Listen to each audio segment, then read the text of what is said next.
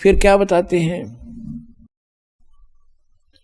गुरु मानुष कर जानते ते नर कहिए अंध, ओ है दुखी संसार में फिर आगे काढ़ के फंदे। कहते ऐसे महापुरुष को एज ए तुम मनुष्य ट्रीट करोगे तो लाभ नहीं मिलेगा। उसके लिए परमात्मा क्या कहते हैं कि गुरु गोविंद कर जानियो रहियो शब्द समाए, मिले जब दंडवत बंद की नहीं पल पल ध्यान लगावे।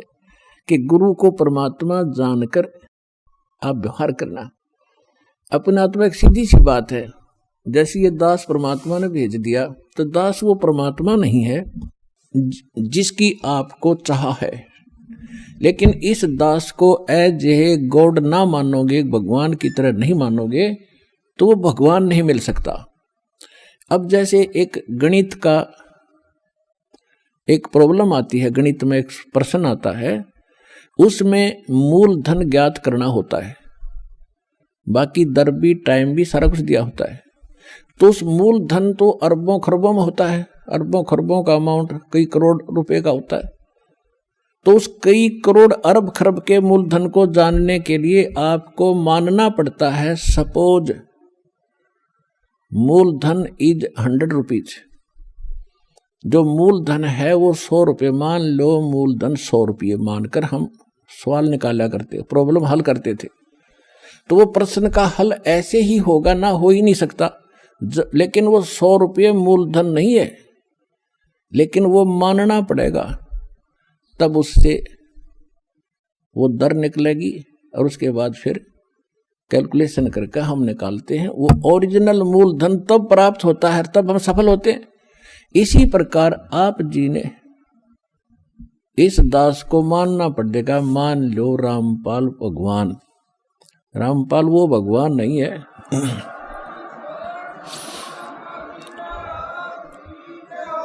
और इसको एज ए गुरु ट्रीट करके, एज ए गॉड ट्रीट करके आपने अपनी आदत सुधारनी है। क्योंकि जब आप यहां से जाओगे, यहां से चलते ही गुरु का रोल पहले भी रोल है, फिर भी आपके साथ रहेगा। इस दास के रूप में आपका नीचे से गणेश जी के दरबार से अकाउंट क्लियर कराता चलेंगे। यानी आप जब यहां से चलोगे तो ऑटोमेटिकली आपके रास्ते साफ पाओगे।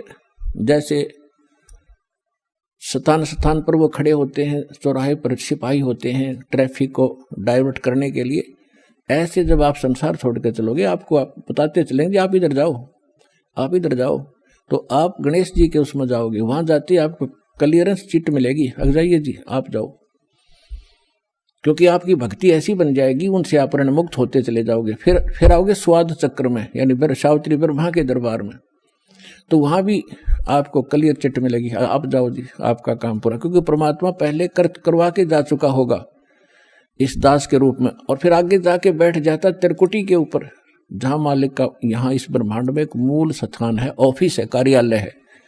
जैसे प्रत्येक देश में प्रत्येक देश का एक राजदूत भवन होता है, तो इस दास के रूप में आपको परमात्मा उस त्रिकुटी पर मिलेगा।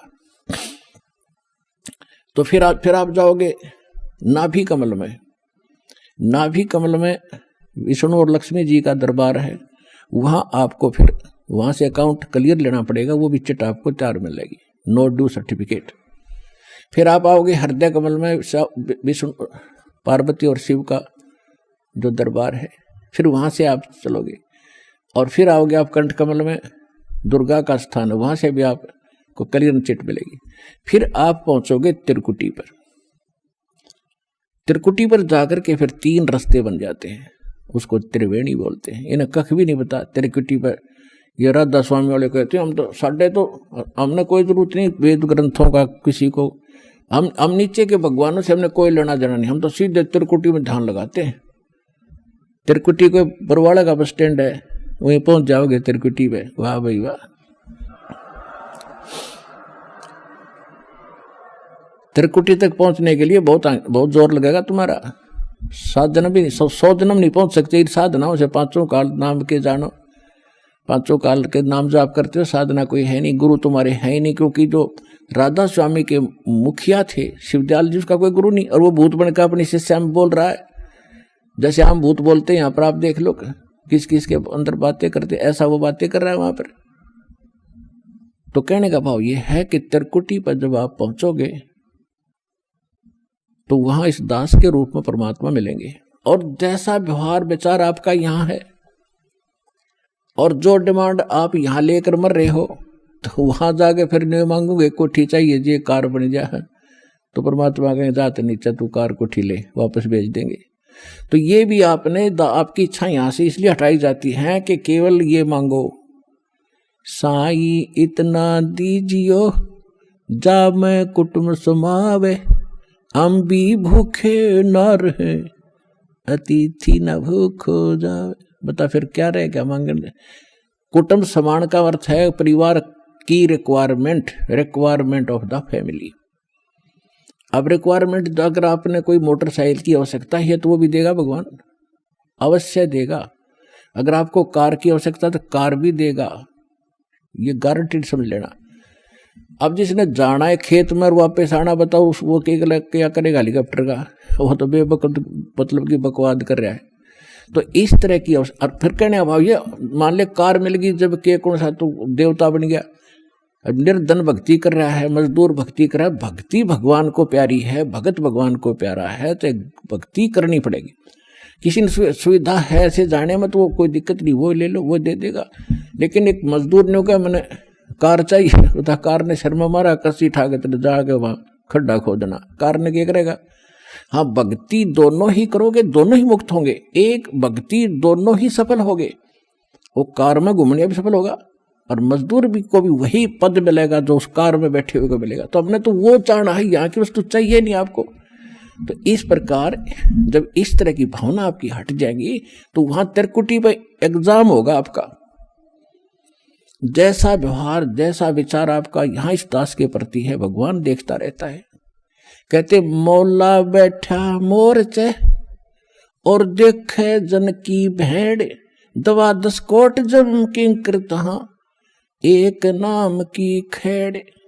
अब जैसे यहाँ आपको तरीके बताए जाते हैं, उदाहरण और एग्जाम्पल दे दे के, कथा सुना के, कि परमात्मा जब तपस्या पर आए काल के इस लोक में, तो धर्मदास जी को परमात्मा बता रहे हैं कि जब मैंने उस काल को ये कहा, परमेश्वर कबीर जी बता रहे हैं कि जब मैंने उस काल को ये कहा कि मैं नीचे जाऊंगा और सब जीवों को बताऊंगा तो भगवान नहीं है,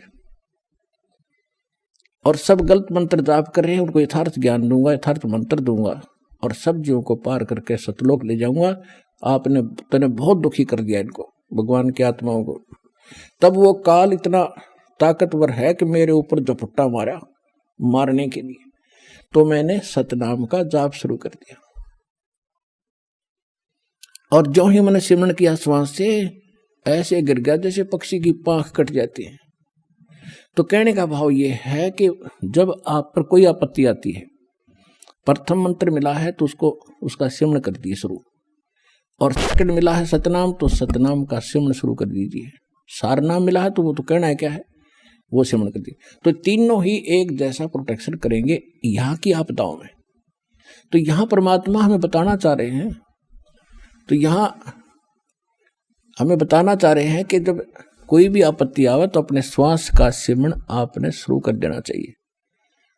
और उस श्वास उसके अंदर जैसे मौला बैठा मोरचे और देखे जन की भेड़, भेड़ माने भिड़ंत, यानी किस तरीके से ये लड़ता है। जैसे एक सैनिक है और उसके पास बंदूक है, गन है, अब वो गन न छोड़ के और पत्थर ठाको मारने चल रहे तो किसा क्या कल है उसके अंदर।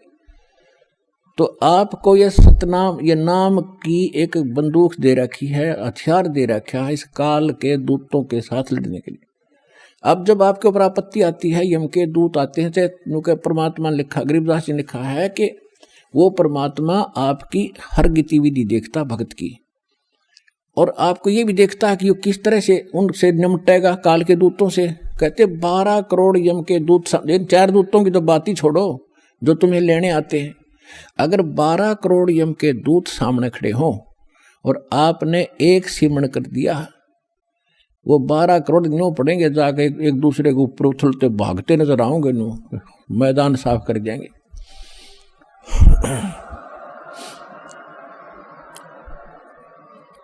अब कहते हैं मोला बैठा मोर्चे, मोला माने वो परमात्मा अपने स्थान पर देखा और आप बैठे, मोला बैठा मोर्चे देखे दन की भेड़। जो मोर्चे में भक्त बैठा है, यानी मोर्चा है हमारा काल का ही, उसके साथ हम लड़ रहे हैं, संघर्ष कर रहे हैं, भक्ति कर रहे हैं, हरि सिमरण कर रहे हैं। और कहते हैं उस जैसे आपत्ति आती है उसमें अपना सिमरण शुरू करो दाता का, सब बातें भूल के।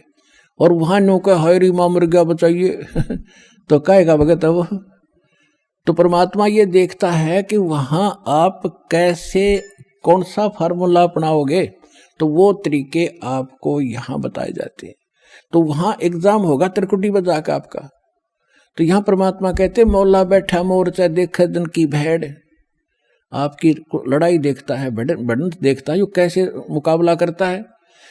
बंदूक धर के पत्थर ठाता है या बंदूक दिखावा है, तो फिर ज्यादा फर्क पड़ जाए, बंदूक दिखाते हैं तो सिमरण स्वरूप नाम के सिमरण से संकट टलेंगे। और कहते हैं 12 कोट जम किंकर जहां 12 दूत यम के दूत सारे के सारे आपके सामने आ जाओ, और एक नाम की खैड़, खैड़ माने टक्कर नुमारा सब गिरता चल तगड़ा आदमी होता है। तो ऐसे वो मंत्र की इतनी जबरदस्त शक्ति है, क्योंकि ये ज्ञान जो बोला गया था सिंपल और अनएजुकेटेड व्यक्ति थे, उनको सिंपल लैंग्वेज में समझाना था। तो वो परमात्मा आपकी बढ़ंत यानी आपकी एक्सरसाइज देखता है कैसे कर रहा है। तो वो जैसे इस दास के साथ आप व्यवहार जैसे आप यहाँ डिमांड करते हो, तो धीरे धीरे देखो प्रथम बार को भगत आता है उसको तो कंपलसरी है, वो तो मांगेगा और ये भगवान देगा ही देगा, इसके घर में कोई घाटा है कोई नहीं। ज्ञान इसलिए दिया जाता है कि तू क्या मांग रहा है उतना मांग ले जितनी तुझे जरूरत है, और बाकी भगवान पर छोड़, उसने क्या पता नहीं मेरे बच्चे को क्या आगे आवश्यकता है।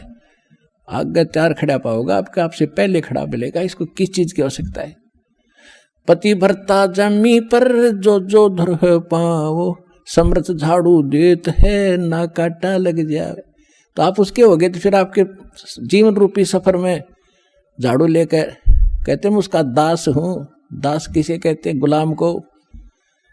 भगवान दास भी पीछे रह जाए, लेकिन भगवान आपकी पुकार से सुनते ही आगे खड़ा पाओगा, और उसको पहले भी खड़ा पाएगा कि मेरा बच्चा आ रहा है, और साफ कर दो कि देश के कर्म के कांटे ना चुभ जा। तो इतना आपने इस मालिक में समर्पित होना पड़ेगा पतिव्रता की तरह, तब वह लाभ होगा।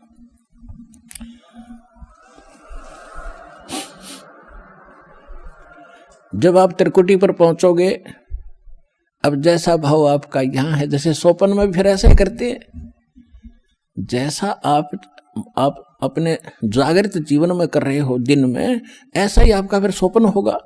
ये स्वप्न दिन में कोई केले बेचे रेडी लगा के बाजार में, वो करता ले 10 के 20, 10 के 20, 10 के 20, 8 के 20, 8 के 20, ऐसा नहीं मिलेगा। तो सपने में फिर वो नहीं बोलेगा ले लो 10 के 20, 10 के 20। तो अब जैसा रिहर्सल आप यहाँ कर रहे हो, जब आपकी मृत्यु होगी आपको स्वप्न होगा, और उस स्वप्न में आप जो यहाँ कर रहे हो वहाँ बोलोगे जाके भगवान के दरबार में, भगवान के सामने। तो इसलिए पहले देखो, ये तो मालिक है, आपको टाइम देगा पूरा, आपकी उम्र बढ़ाओगा जब भक्ति नीत रखोगे तो, और तब तक आपकी यहाँ की संसारिक सुविधा भी सारी सेट कर देगा, क्योंकि उसको मालूम है ये जीव है। और कितना ज्ञान सुना ले, जब तक, अब सीधी सी बात है, जब तक पैर में काटा है, इतना कितनी सलाह दे ले जूता पहन ले, जूता पहन ले, कतई नहीं पहन सकता, वो तो काटा काट निकालना ही पड़ेगा जब जूता पहनना है। तो ये दास आपसे भक्ति करावेगा तो आपके ये कर्म के काटे ये दुख जरूर दूर करेगा, ये गारंटी समझे।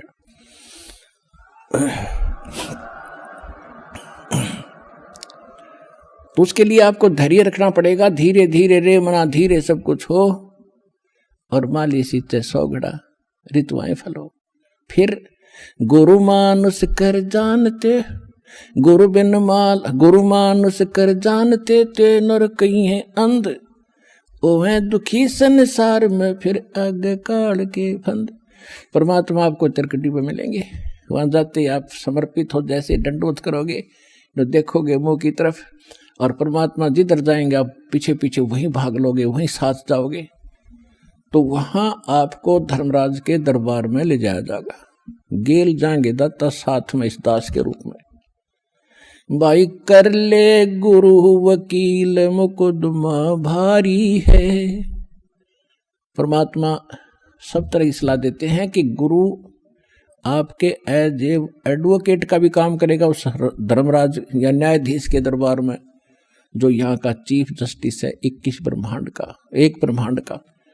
तो वहाँ साथ जाएंगे दास के रूप में परमात्मा, और उनको कहेंगे कि सर निकालो गीता अध्याय नंबर 18 के श्लोक नंबर 66 को।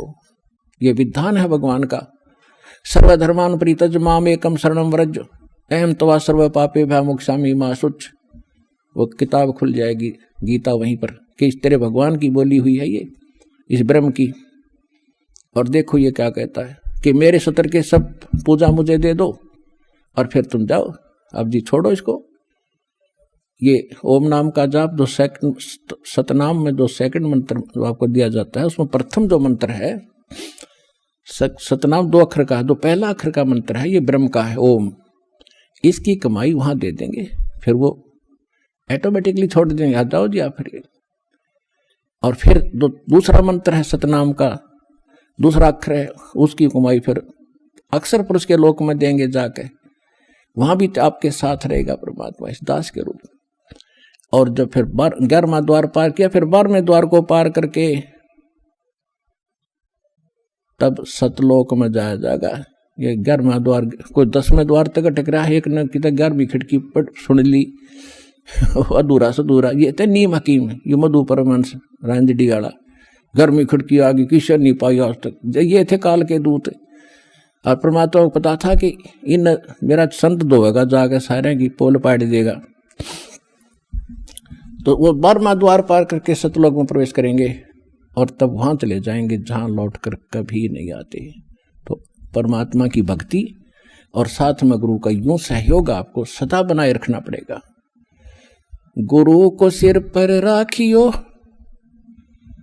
गुरु सौंप्या सिर सौंप्या गुरुदेव को, सफल हुआ ये शीश नित्यानंद, इस शीश पर आप बसे जगदीश।